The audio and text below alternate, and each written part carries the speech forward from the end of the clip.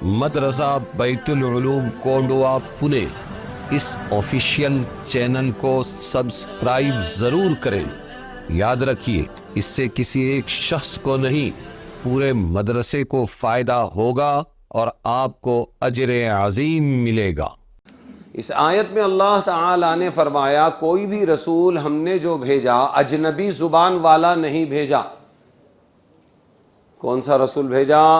اس قوم کا ہم زبان رسول بھیجا۔ کس کو بھیجا؟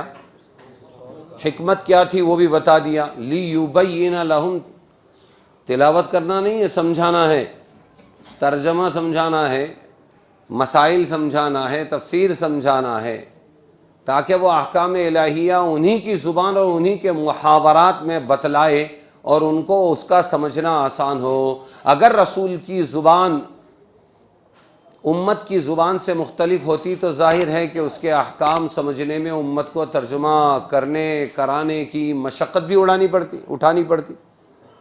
سمجھ ہی نہیں پا رہے، نبی کچھ بول رہے ہیں اور ان کی زبان الگ ہے، تو سمجھ ہی نہیں پا رہے ہیں۔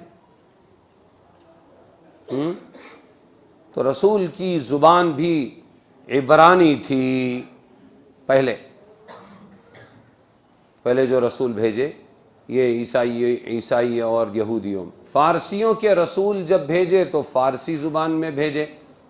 جس شخص کو رسول بنایا گیا وہ خود اسی قوم کا فرد ہو اور مادری زبان اسی قوم کی زبان ہو، یا یہ کہ اس کی پیدائش، تو یہ بات سمجھ میں آئی۔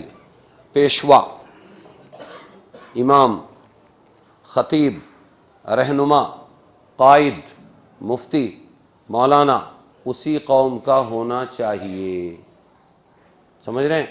اور انہی کی زبان والا ہونا چاہیے، تب تو احکام سمجھ میں آئیں گے، دین سمجھ میں آئے گا، ورنہ نہیں آئے گا۔ سمجھ میں آ رہی کہ نہیں آ رہی؟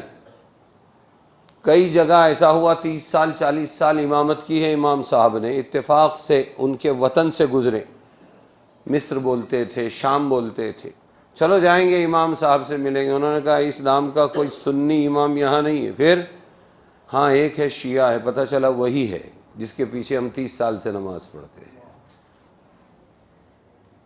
کیوں؟ باہر کا امام ہے،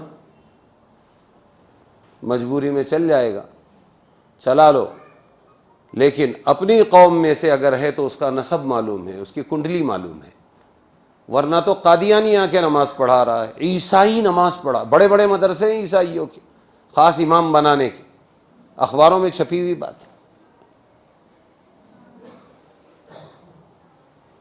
تو دیکھیں گے تو سب مسلمان دکھیں گے، بہت خوشی ہوگی۔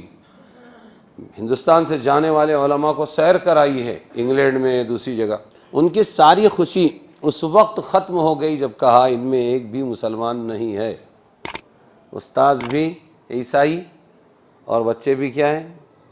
عیسائی۔ بہت لمبی چوڑی داستان ہے وہ، پونا کے واقعات ہیں، پونا میں کانفرنس ہوئی، اس کے واقعات ہیں۔ کانفرنس کے اندر ایک مولانا بیٹھے ہوئے ہے، کانفرنس ایس کی، کوئی آئی جی تھا، اس نے پکڑ کے لایا تحسین خان کو پربھنی کے۔ میں ان کے گھر میں آ کے 4 مہینے کی جماعت میں دعوت دے چکا ہوں، ان کی میڈم فوزیہ خان کو بھی، منسٹر رہ چکی، پہلے کی بات ہے 94 کی۔ تو وہ تحسین خان اچھا لینڈ لارڈ آدمی ہے، بولے یار میرے دوست نے بولا آئی جی نے ایک سبھا میں تیرے کو لے چلتا ہوں، تو فلاں ایس کی سبھا تھی، وہ سب بیٹھے ہوئے، اس میں ایک مولانا بھی۔ تو اس نے تعجب سے پوچھا وہ غیر مسلم کو جو لانے والا، یہ تمہارے ایس کے اندر یہ مولانا کیا کام کر رہے ہیں؟ یہ پونا کا واقعہ ہے، پونا کا، حافظ مہذب الدین پربھنی نے مجھے سنایا تھا، آج سے 5 سال پہلے۔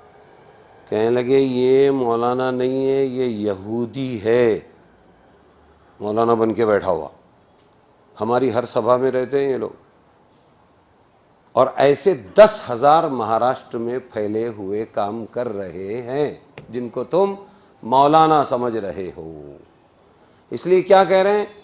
دیکھو حکمت اللہ کی، ہم نے کوئی رسول نہیں بھیجا مگر الا بلسان قومہ، مگر انہی کی بولی بولنے والا یہ کون ہو سکتا ہے؟ جو پراپر وہیں کا رہنے والا ہو، کرناٹک کا رہنے والا، آندھرا کا رہنے والا، مہاراشٹر کا، مراٹھی، سمجھ میں آیا؟ ان کی بولی. تو یہ گھپلا گڑبڑ کہاں ہوتی ہے؟ جب باہر کے آتے ہیں.